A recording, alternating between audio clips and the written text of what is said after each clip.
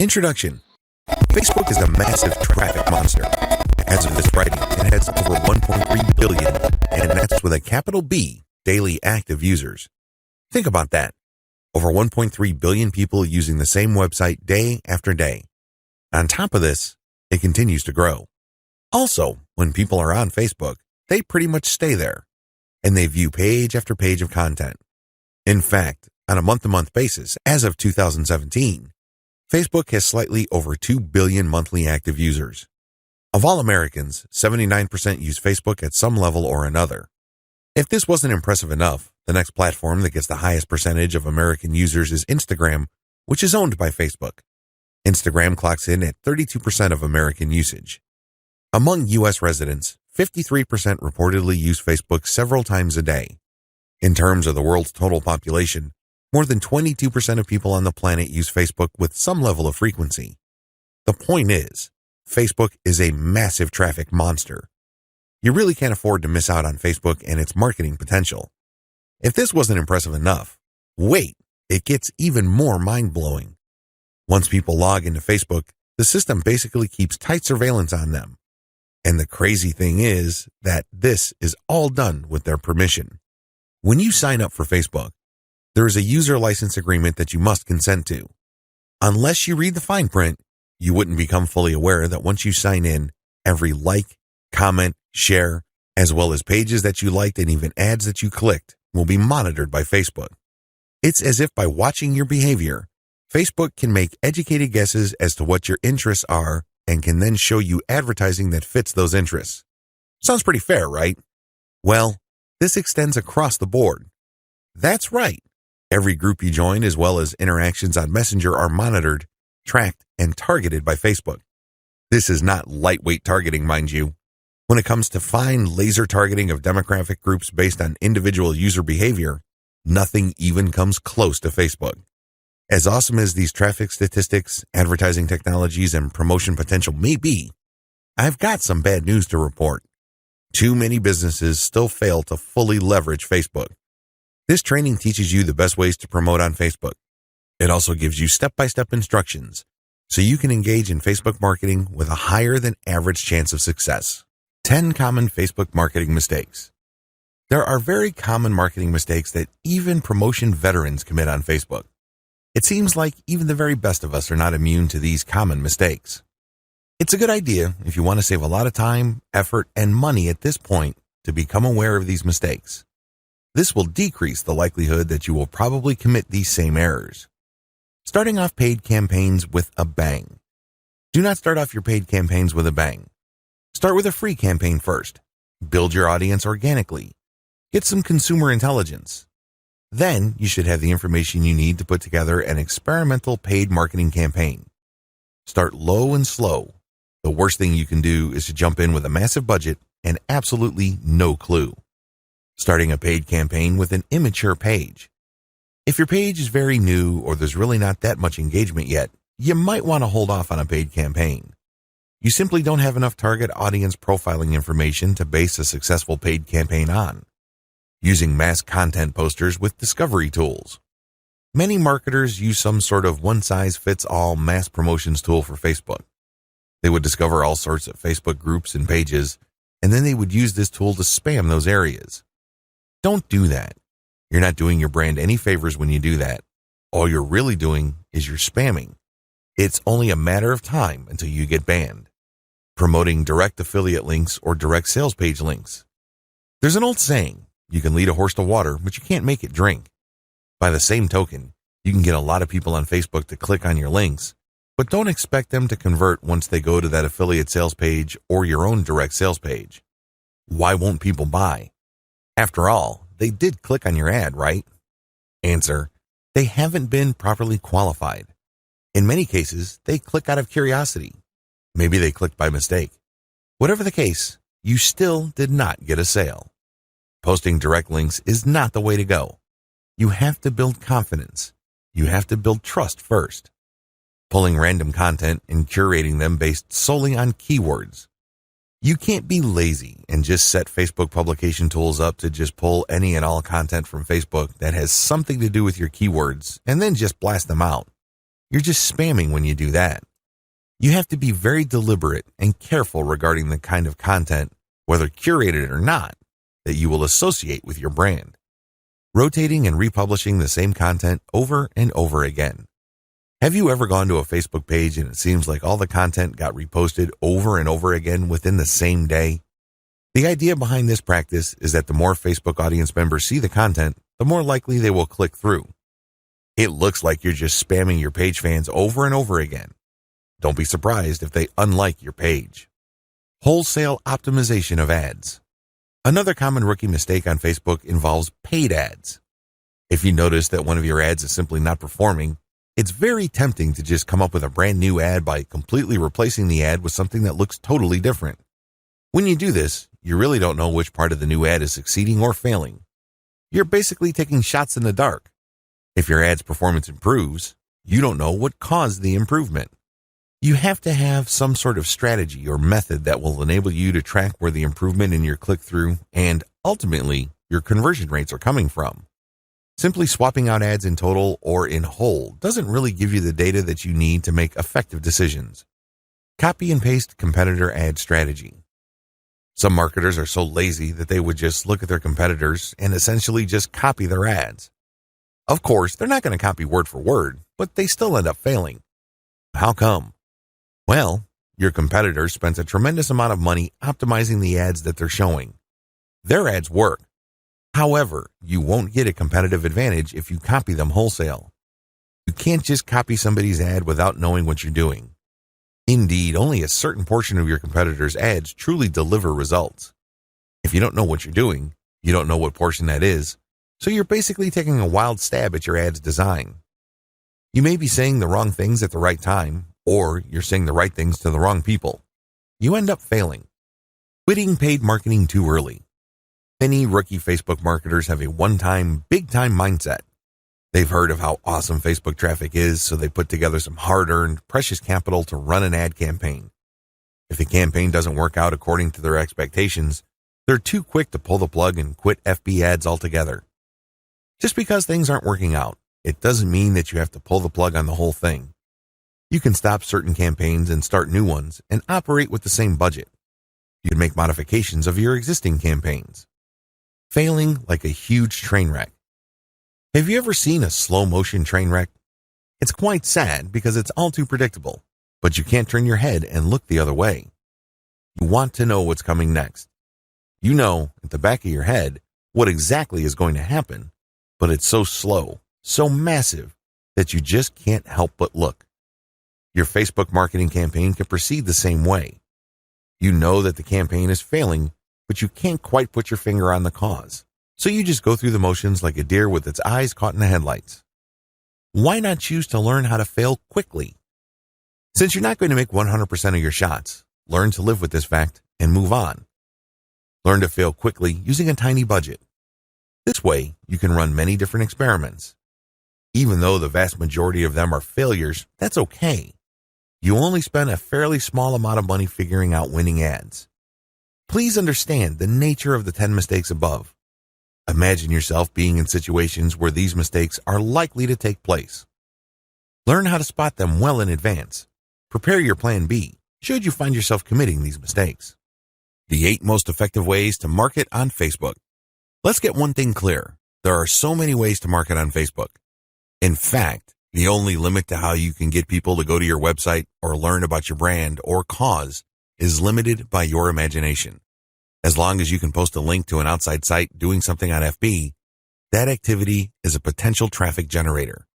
Still, regardless of the huge amount of possibilities there are to market on Facebook, 8 stand out in terms of efficiency, effectiveness, and return on investment. This is just a broad overview of what I will describe fully in this training. Facebook page marketing, Facebook group marketing, influencer page outreach, paid page boost campaigns, paid traffic campaign, paid lead generation campaign, Facebook pixel retargeting campaign, how to optimize your Facebook ad campaigns. This is a nice mix of both free and paid promotion methods on Facebook. Facebook page marketing. One of the most obvious ways to market on Facebook is to set up a fan page for your business, your brand, or your cause. Facebook actively promotes this feature of its website. What it doesn't tell you is the fact that Facebook has been actively modifying its algorithm to the point that you're going to have very popular content for you to reach most of the people who have expressed interest in whatever it is you're promoting. Put simply, not all the people who liked your page will get to see your updates. In fact, in most cases, only a small fraction of those people will get to see your updates. Sadly, Facebook is actively working to limit the free traffic exposure you would get until you can prove to it that your content is really popular with your page's fans. Here are the steps you should follow to market on Facebook. Step number 1, find your competitors on Facebook. The first thing that you need to do is to avoid reinventing the wheel. You need to avoid trying to figure things out on a completely hit or miss basis. Instead, reverse engineer your competitors. Let them do your homework for you. How? Well, find them on Facebook and learn from what they are doing. Step number 2, get the industry standard look and come up with your own take. Every niche has an industry standard in terms of social media profile, brand appearance, and content strategy. The sooner you understand this, the sooner you will be poised to achieve social media marketing success on Facebook. The longer it takes you to learn this, the longer you will struggle. Understand that your niche audience has become familiar with how certain brands or websites are positioned on social media. If they can't make heads or tails of your social media brand, they probably would not like your page. It may seem weird to them because it seems so far off from the industry standard. Your job at this step is to figure out the industry standard look, content strategy, and other elements and come up with your own take. Step number 3, reverse engineer your competitors' content strategy and curate. Lots of business owners would post hot content on their social media accounts as well as their blogs. Sadly, 9 times out of 10 that content goes nowhere. People don't click on it, share it, comment, or otherwise engage. What these publishers are doing is basically gambling their content would resonate with their audience. Don't do that. Instead, pay attention to what your competitors are doing and look for patterns. If you notice that your competitors keep sharing content regarding the same type of theme or topic, they may be onto something. They wouldn't waste all this time, effort, and energy talking about the same stuff over and over unless, of course, it connects to their audience at some level or another and produced results. Now, to verify this, look at how many times that piece of content got shared or liked. That should give you some sort of objective proof that this content actually resonates with your target audience members. When you reverse engineer your competitors, you are essentially copying their strategy to reach the same eyeballs that you're trying to reach. This also applies to content curation, where you take content that is published by other people and you promote it on your social media platform. This creates a win-win situation because you're not ripping off this content. You are copying the content's link, including a short commentary, and allowing people to click on the link. This creates a win-win situation. The publishers of this content get traffic. You get to build credibility because you're sharing information that your target audience members would actually be interested in, and this leads to the possibility that they would like your page. Once you have built up enough page likes, you can then start sharing your own content, which leads to direct traffic to your website. Step number 4, pick the best performing or most popular type of content and scale up. Post content for a few weeks. Keep publishing, and then look at the content that gets the most engagement. Which shared materials get the most likes, the most shares, the most comments? At some point, you're going to ignore other types of content and focus on the ones that perform the best. For example, if you have a Facebook page on Chihuahuas and you notice that third-party articles on Chihuahua houses get a lot of shares, likes, and comments, you might want to eliminate most other types of content and focus on Chihuahua houses because those get the most love from your audience. Step number 5, come up with your own version. Come up with your own version of winning content. For example, you know that Chihuahua houses get a lot of love and are very popular on your page. Come up with your own articles about that topic. These articles, of course, drive traffic directly to your blog or your online store. These have to be at the same level of quality as your third-party content, or better. Pay attention to how your curated popular content talks about the topic and adopt the same style but deliver something better. Maybe you should offer longer information, more up-to-date information, or blog posts that have multimedia elements like videos and graphics. Whatever you need to do, come up with content that basically blows away all the other content that you feature on your page. Step number 6, promotions, photo tagging by your users. This is a free promotion technique. Tell your page fans that you're going to give them some sort of digital freebie. Maybe it's a graphic badge. Maybe you're going to mention their name on a post. Maybe you're going to give them a free ebook or some sort of free software. Whatever the case may be, tell the people who like your page to tag their friends on photos that you're going to post. Now, these photos, of course, must draw attention to your brand, your website, or your Facebook page. You're not just having them tag a photo. This photo has to say something. It should be promotional in nature. The more photo tags you get, the higher the chance that you will get a lot more page likes and also clicks to your website from Facebook. The best news? You don't have to offer money. In fact, studies indicate that money offers aren't all that effective. It's much better to offer some sort of specialty graphic or digital goodie like a free book or booklet, or maybe a discount code. Step number 7, promotions. Comments by your users. Use the same rules as in step 6, but instead of photo tagging, get your page fans to post comments.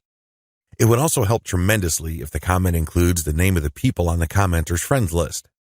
I leave it up to you how to craft this, but obviously, the more tags there are in the comments, and the more engaging the comments, the more popular your posts become. Step number 8, call your users to action. If you have people who have already liked your page, post occasional reminders to them that they should invite their friends. This works because birds of a feather flock together. Seriously, the main reason why you are friends with people in the first place is because they share roughly the same set of interests as you. People who share basically the same pool of interest tend to attract each other. Take advantage of this fact by calling your page fans to action so they can invite their friends. Step number 9, use insights to promote your page. As much as possible, I would go through step 1 to step 8 and master all steps before I go ahead with step 9. With step 9, you're going to be shelling out money to promote your page.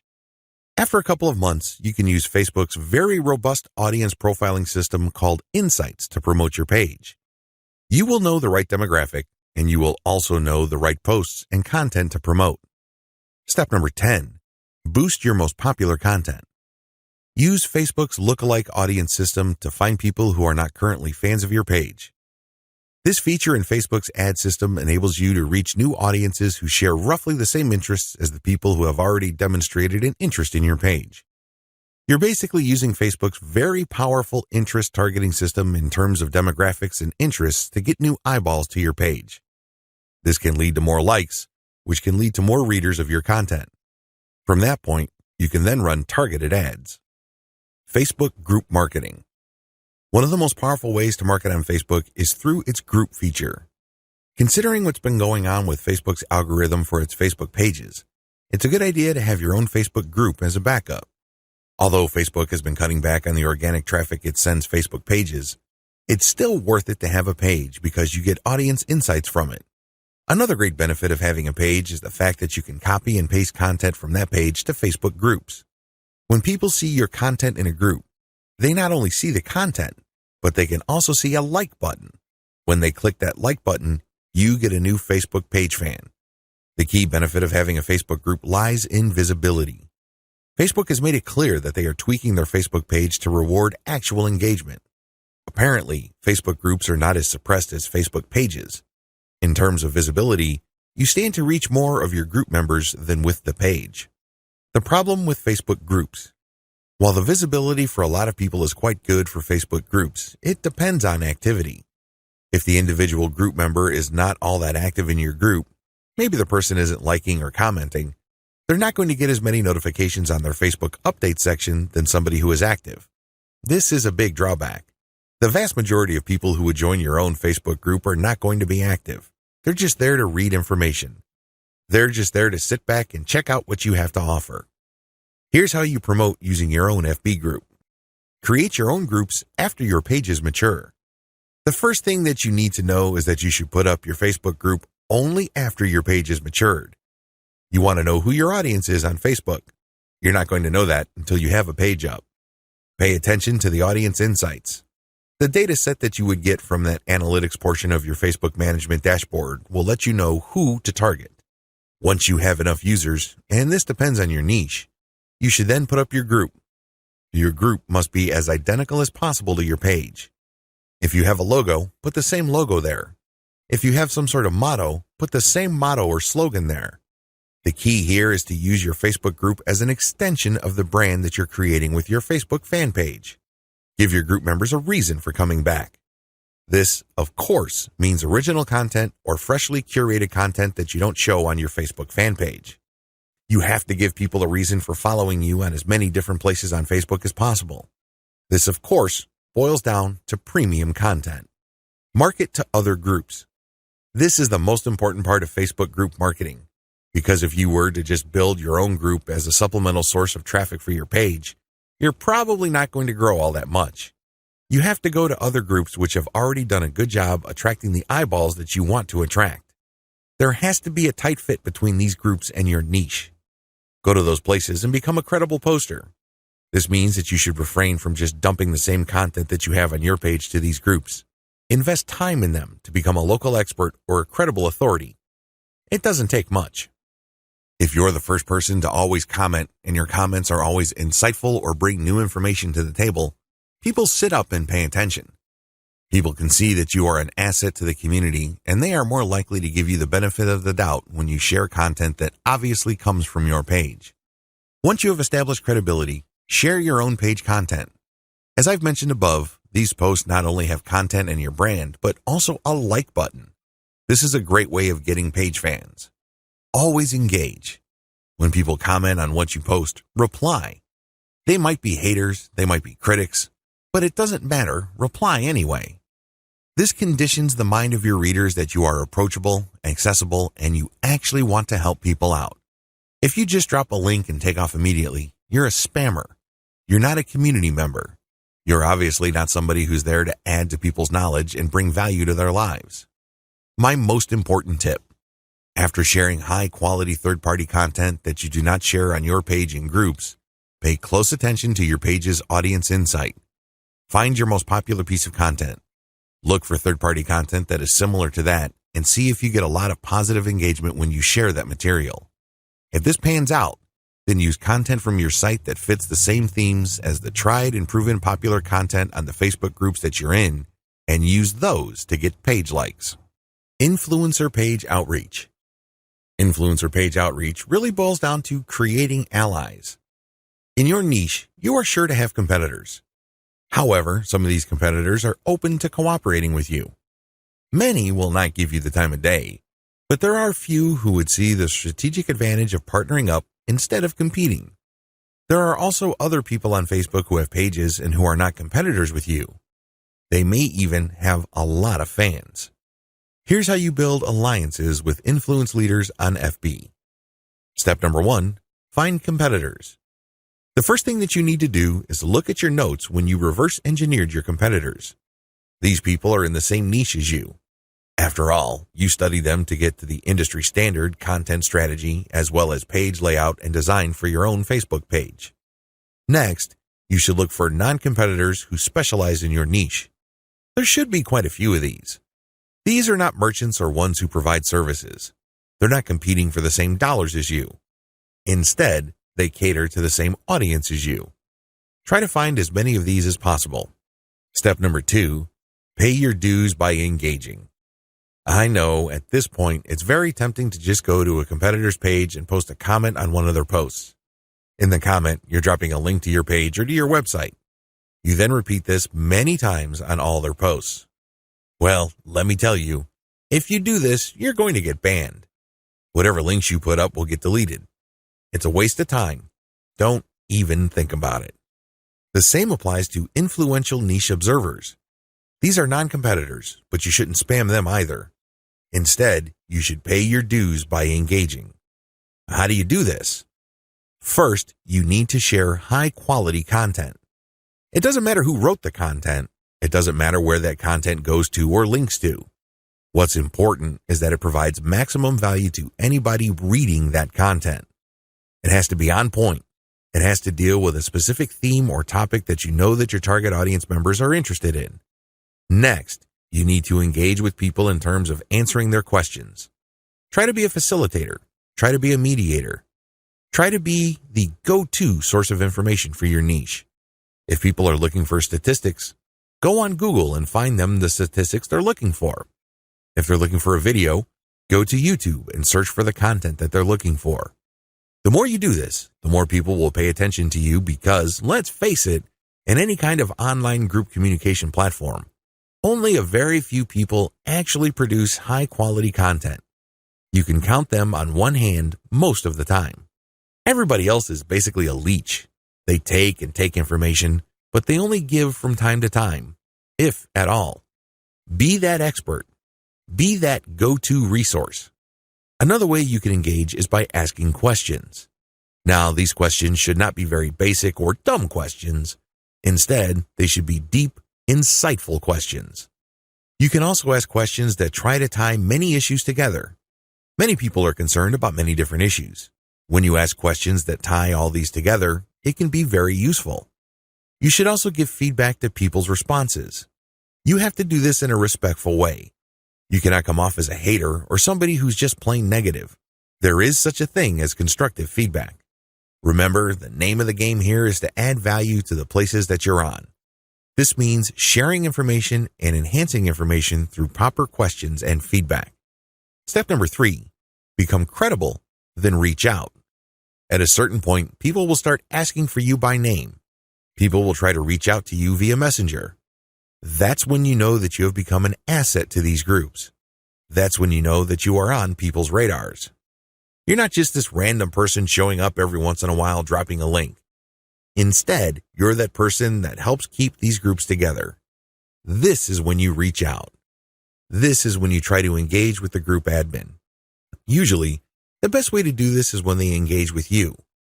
Maybe they mention your name, or they send you a message on Messenger. Whatever the case may be, try to wait for them, or reach a high enough level of engagement and acknowledgement from other community members before you reach out. What are you going to be reaching out for? Well, there are many different opportunities on the table. You can ask to swap content with your page. Most page admins don't have a problem with this. You can also ask for a shout out. Basically, the admin of the page that you're on will tell page fans to check out your page because your page is a friend of the page they run. You can go through some ideas regarding joint events. Now, please keep in mind that this is not like a real event where people have to physically go somewhere, or you have to rent out some hall, rent out security, or get food. No. This is an online event. Maybe a seminar, a live Facebook session conducted from 2 locations, or it can be an interview. Another opportunity on the table is, of course, guest blogging. You probably don't need me to remind you of how value-packed this is. Not only do you get eyeballs to your link, which can produce direct traffic, but you also get tremendous search engine optimization benefits if the partner has a high-value blog. You can also reach out for infographics. This means you create an infographic and you get the admin to post the infographic on their blog with a link back to you. Again, this boosts your SEO chances. Finally, you can collaborate on content. This is custom content intended for both your audiences. Regardless of how you cut it, influencer page outreach is a very powerful way to market on Facebook for absolutely free. Seriously, your only investment is your time. And what makes it so awesome is the fact that you are leveraging the hard-won credibility and authority of your partner. They've been there before. They put in the work and the time to develop a rapport and a solid brand with the people that follow them. When they give you a shout-out or they feature your content, or they co-host an event with you, they lend you some of their fame, which makes you credible. You're no longer some random stranger who came out of nowhere. Instead, people get this idea in their minds that if somebody they respect and admire recommends a new person, then I'll give that new person a shot. Maybe that new person is worthy of my admiration and respect. Building alliances with influential niche players is definitely worth doing. But please keep in mind that it does take time. However, if you are passionate about your niche and you view your Facebook marketing business as a real business, then this should not be a problem for you. Paid Page Boost Campaign. Another way you can get a lot of traffic from Facebook is by using a paid page boost. Basically, you are paying for the promotion of your page. This is different from a page post boost. You're not promoting the content of your page, you're promoting the page itself. This is a great way to get page likes and to broaden the statistical demographics of your page. And why is this important? Why is it a big deal that you get a broad statistical demographic snapshot of people truly interested in whatever it is you are promoting? You have to understand that Facebook works best when you target people by their interests. This is a bit tricky because if your page is statistically inaccurate as far as your niche is concerned, you probably would have a very faulty set of targeting parameters. You're not quite there when it comes to getting the interest of people you're trying to reach. This is why it's crucial that your page gets a truly honest snapshot of the range of interests as well as demographic information of the people who are actually interested in whatever you are promoting. This is hard to achieve if you are just promoting your page organically. Maybe you're not putting in that much time in getting the word out about your page. Perhaps you are just sharing the word on several groups that may not line up, demographically speaking, with your niche. Whatever the case may be, there might be a blind spot there. This is why I suggest that at least at a minimal level, engage in some sort of paid page boost campaign. Make sure your page is mature enough before you launch a paid page boost campaign. Make sure that your page has been around for a long enough time for it to build up enough user insight as well as engagement levels for you to accurately target the demographic you should begin with. This is important. If you're able to pull this off, then your demographics will help you run more successful campaigns involving your content or your direct traffic campaigns. These are campaigns that direct traffic from Facebook directly to your target website. You're going to do that primarily using a lookalike audience campaign. Make sure you're ready for a sponsored page ad buy. When you're buying a sponsored page ad campaign, make sure your page looks good. Make sure you're sending the right signals both in terms of graphics and text. You don't want to waste your money, so make sure that at least everything looks like it's ready to go. There has to be enough solid content on your page. This increases the likelihood that you will get a decent amount of page likes. Where does all this lead to? As I have mentioned above, if you get a lot of page likes, you will be able to target your intended audience better. In addition to that, you may be able to increase your reach because the more people that like your page, the bigger your base visibility becomes. If a lot of those people actively engage with your content, that percentage increases, but you're still dealing with the reality that your content will only reach a fairly small percentage of the people who have expressed interest in your content. When you increase the total amount of likes you get, you still have that same small percentage, but the raw numbers are bigger. Believe me, 10% of 100 is definitely going to be smaller than 10% of 100,000. Which position would you rather be in? This is why it's always a good idea to build up your page likes. Hand in hand with this is the fact that you can profile your users better, as I've mentioned above. This higher level of profiling paired with better content management and targeting on your part can lead to more content visibility. How come? Well, your reach can increase because of higher engagement levels. If you pay attention to what kind of content people really like on your page, and you produce more of that content and you fine-tune it so people are more likely to engage with it, this can increase your organic reach. This makes your content more visible. What is engagement? Well, people can share your stuff. They can like, they can react, they can comment. Whatever the case may be, get them to do it. And the best way to do this, of course, is to make sure that the right people are attracted to your page and you put the right content in front of the right eyeballs. Unfortunately, this doesn't happen overnight.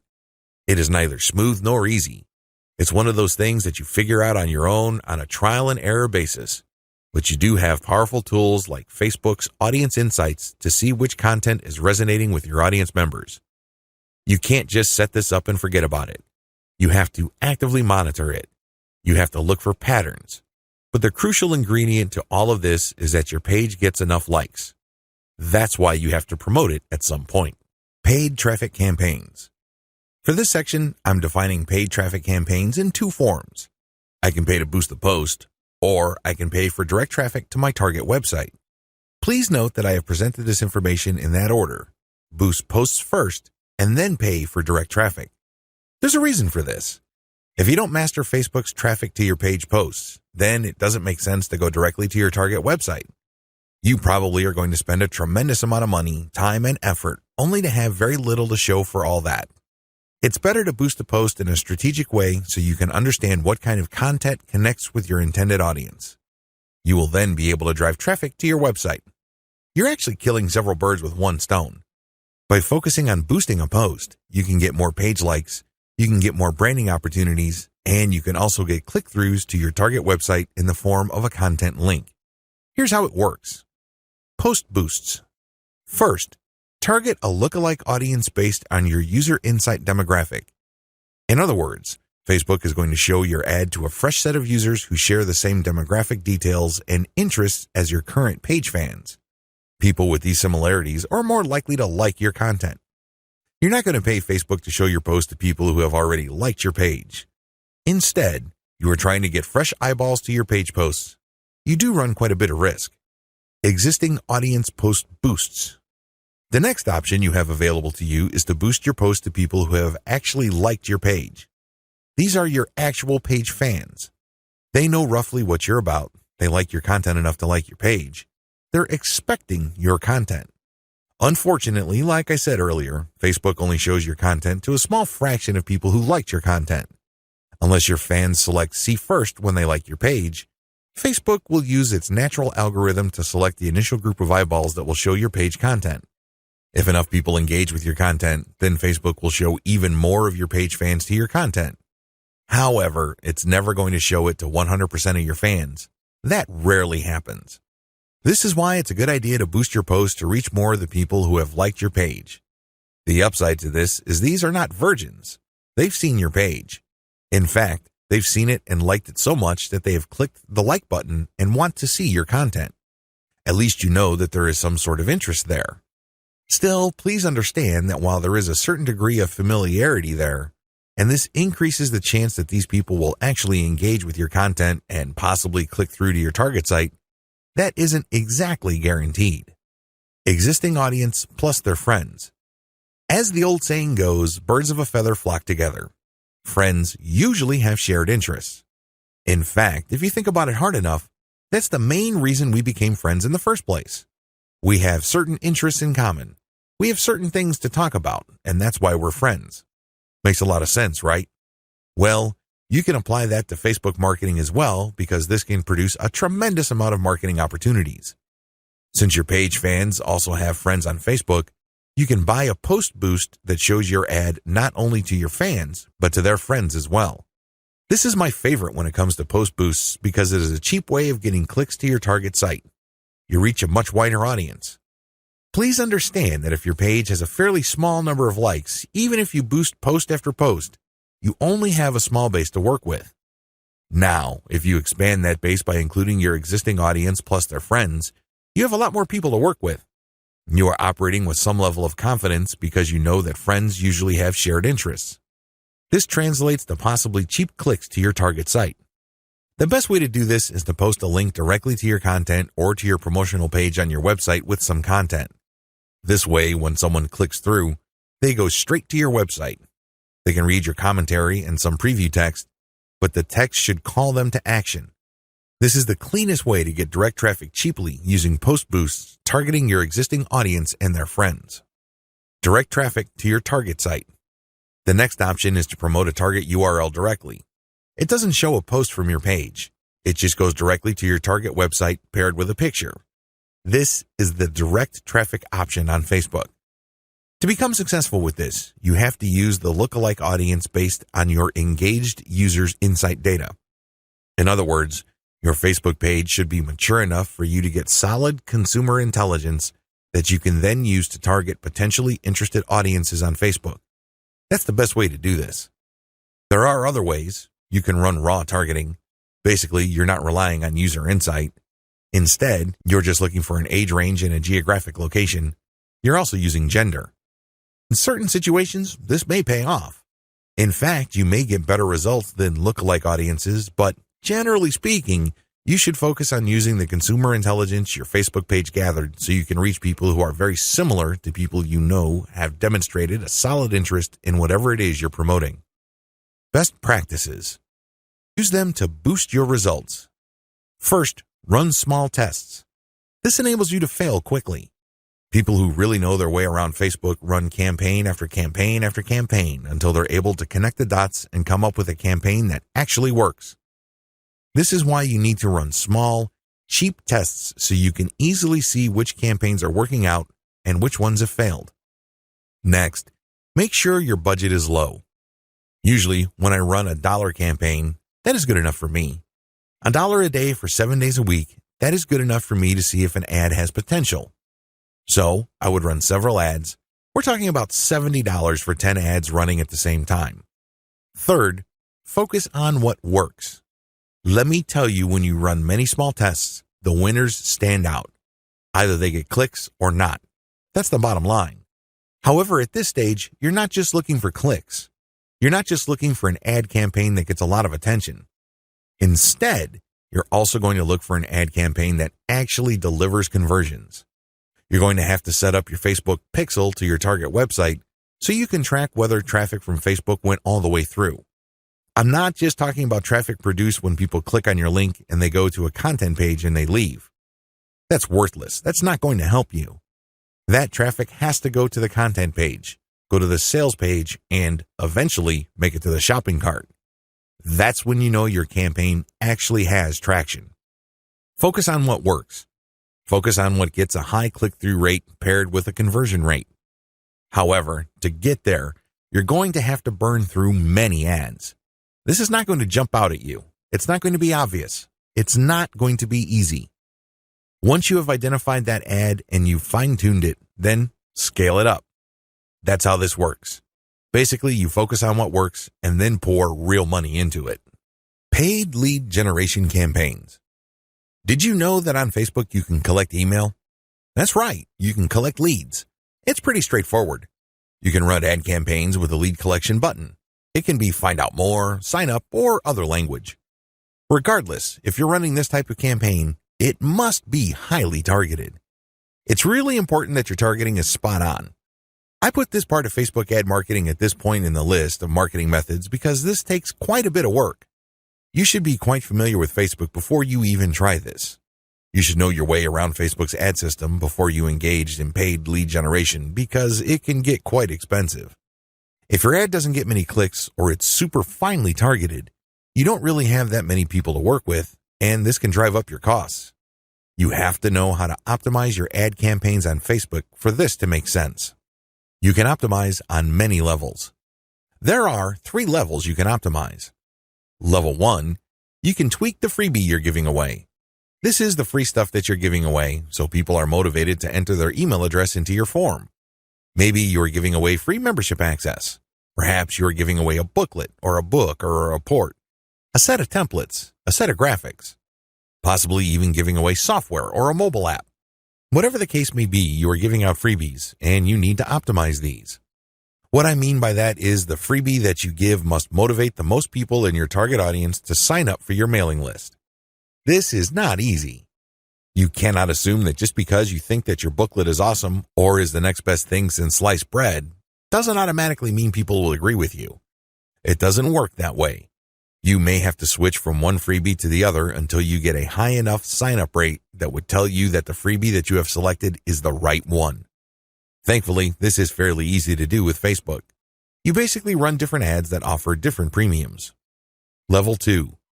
Level 2 optimization focuses on optimizing your ad copy. As I've mentioned above, lead generation campaigns on Facebook can and do get very expensive. It seems like you're doing all this for basically a handful of emails. This is why it's really important to make sure that you run a fully optimized campaign to get the most results. How do you do this? Well, you optimize your ad copy on an elemental level. Still, I want you to get a heads up this early on regarding the amount of optimization that you would have to do. It is quite intensive. You can't leave things at a surface level. That's just not going to work. Level 3. Level 3 involves optimizing based on conversions. When people click on your Learn More or Sign Up button, they're shown a form. You're going to have to keep tweaking that form to say what it needs to say to convert as much of your traffic into list members as much as possible. This takes quite a bit of time and attention to detail. Again, you have to run these experiments while minimizing your costs. Once you find out something that works, optimize it to increase its level of conversion. Once you have picked a winner that cannot be optimized any further in terms of conversion rate improvements, that's when you scale up. That's when you pour in the dollars to reach as many people as possible to boost your mailing list sign up. Facebook Pixel Retargeting Campaign. Facebook enables you to put their tracking pixel on your website. It will then track when people go on your site. If people end up at your shopping cart, for example, you can then run an ad reminding people about your site or reminding people about the products that they almost bought. They see these ads on Facebook. Whatever the case may be, Facebook pixel retargeting gives you another bite at the apple. One of the biggest problems with e-commerce is that prospective buyers abandon their shopping carts. A large chunk of these buyers simply decide at the last minute or at some point in the buying process to dump their shopping cart. They don't follow through. This is where the retargeting campaign begins. It's basically a way of reminding people who have already expressed an interest in whatever it is you're offering to come back. If anything, you recycle traffic that you have gotten from Facebook. Another benefit of this technology is that it pulls traffic from Facebook that you did not get from it originally. For example, if you did an independent marketing campaign completely free of Facebook, but you put a Facebook retargeting pixel on your page, when people from that independent campaign, maybe it's a forum promotion or search engine optimization or another social media platform or whatever source, go back to Facebook to check their accounts, your ad will show up. Sounds awesome, right? These are all possible through a Facebook pixel retargeting campaign. There are 2 steps to it, and it's pretty straightforward. Install Facebook Pixel on your website. The first thing that you need to do is to install the Facebook tracking pixel on your site. To do this, you just go to Facebook's business section and look for their pixels instructions. It's pretty straightforward. Even if you're using WordPress as your content management system, installing Facebook Pixel is a breeze. Next, you need to make sure that you drive traffic to your site. This means that you have to let traffic flow to your site for quite some time before you launch a retargeting campaign. It's not a good idea to launch a campaign as quickly as possible. You have to have enough targeting pixels installed in people's browsers for this to make sense. Otherwise, there are just not enough people to work with. Now, keep in mind that if you are in a niche that has generally low traffic levels, then you would have to conduct your campaign even though the overall traffic flow to your website is fairly low. Run ads on Facebook for retargeting. The ads that you're going to run for Facebook pixel retargeting are going to be a bit different from the normal boosted posts or picture links that you run on Facebook. Instead, these are going to try to achieve 2 things. You can remind people about what they did. Maybe they wanted to buy something, but they changed their mind at the last minute. Perhaps they were reading some sort of conversion article and were about to enter their email address, but they didn't. Whatever the case may be, you're reminding them to come back to what they were doing before. The other thing that you can do with your Facebook pixel retargeting campaign is to pull people deeper into your website. Usually, a website is composed of 2 parts. The first layer is the content layer, meaning you're trying to get people to know about the problem, like your particular solution, and eventually trust the solution enough so they can buy. The other part, of course, is pretty straightforward. It's all about buying. But there's a complication. A lot of people would go through the content layers, but they never make it through to the actual buying part. They never make it to your conversion page. This is where retargeting ads that pull people deeper into your website makes a lot of sense. For whatever reason, somebody reading an article on your site decides to close the window and get out of your site. You can run ads that tell them about content, but another piece of content that is related to what they were reading before. This pushes them further down the conversion funnel. Alternatively, you can run an ad that promotes your conversion page. Basically, what you're saying to the prospect is you've figured out what my website is about, and you have a clear understanding of what I have to offer. Maximizing your results from Facebook pixel retargeting. I suggest that if you want to maximize the results you get from retargeting, promote your squeeze page. That's right. Promote the page that recruits people to your mailing list. Usually there's some sort of freebie. There's usually some sort of book or booklet that you're giving away so people can enter their email address. Whatever the case may be, push the squeeze page. Don't dump them to your sales page unless, as I have mentioned above, they actually reached your shopping cart or conversion page and changed their minds at the last minute. That's pretty much the only situation where you should retarget showing an ad that goes directly to the conversion page. Other than that, convert them to sign up for your mailing list. It's your mailing list with its many chances at gaining attention, building trust, and gaining credibility, which will actually do the heavy lifting as far as converting that prospect into an actual sale. How to optimize your Facebook ad campaigns. Follow the steps below so you don't overthink things and make bad decisions when optimizing your FB ads. Reverse engineer your competitors and come up with a standard model. If you have a personal account, find your competitors and like their pages. Before you know it, you'll start seeing ads either from your competitors themselves or from businesses that are very similar to your competitors. Pay close attention to these ads. Reverse engineer them to find the standard model for these ads. In other words, go through as many of these ads as possible and get a clear understanding of what kind of pictures, headlines, and text they use. Also, if they are mostly promoting posts, pay attention to that. Whatever the case may be, look at what they're doing and see common patterns. Focus on the most commonly used strategies because this gives you the industry standard model. Don't get sidetracked by ads that seem so different, so new or so innovative, because if they are so different from the industry standard model, they're outliers. There's a high chance that those ads do not convert. Come up with your own version and test with a low budget.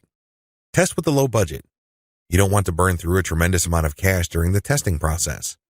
There will be a time and place for you to get crazy with the budget, but now is not the time. Create variations and test.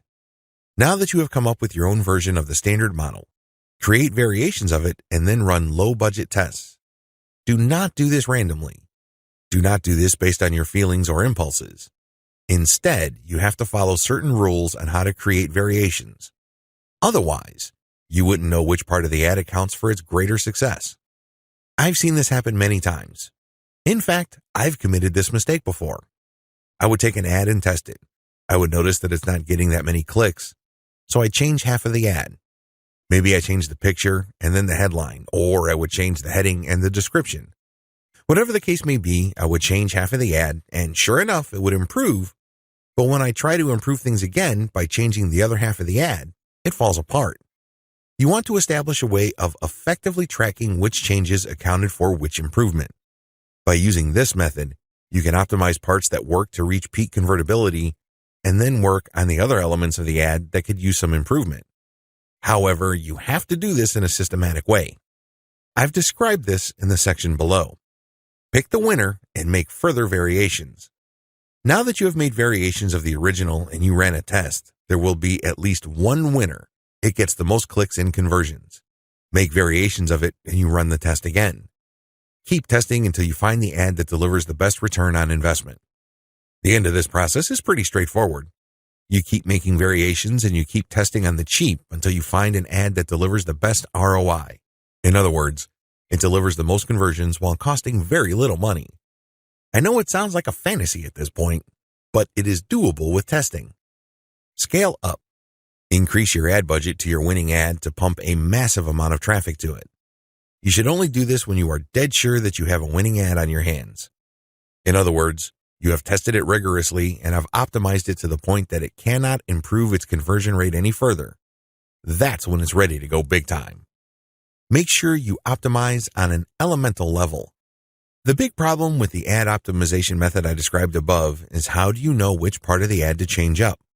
How do you know which part of the ad to optimize? Wholesale variations do not work.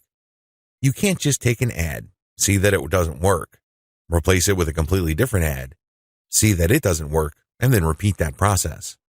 Even if you're spending very little money, it still burns a tremendous amount of time, effort, and opportunities. You need to have a better way to turbocharge your results. Vary on an element-by-element basis. I would take an ad, and I would restrict my optimization to a specific element of that ad. Every ad actually has many elements. There's the graphics, the heading, the description, the link. I would start with one element, and I will come up with different versions. The most obvious part is the picture. So I'd play around with the different pictures and see which gets the most clicks. I would then come up with a variation of that picture and see if I can improve my click-through rate. Again, I'm spending very little money here. I just want to see an improvement in click-through rate for that element that I'm varying. Once I have reached a plateau and I can't improve any more on that element, I would then switch to another element. For example, if I'm running a campaign for dog food and I notice that my best performing picture after a series of variations is a picture of a chihuahua that seems to be smiling, I will keep that picture, but then I will then switch to the next element of the ad, which is the headline. I would then keep varying the headline to see if I can improve the conversion rate of that ad. Once I've reached the ceiling or a plateau for improvements in conversions due to headline changes, I then move to the description. Do you see how this works? You know that you have to vary an element if you keep picking the winning variation. You do this with small tests until the whole ad is optimized. After all elements have been optimized, scale up your ad buy. Once I've gotten an ad that converts much better than its original form, and I've gone through all the elements, now is the time to scale up. This is where I pour quite a large amount of cash into my Facebook ad campaign to boost traffic. Conclusion. Facebook marketing is a lot of fun because there are a lot of things to discover, but it can also get very expensive if you don't know what you're doing. Follow the 8 proven promotion methods covered in this training so you can start your Facebook promotion campaign on a solid path to success.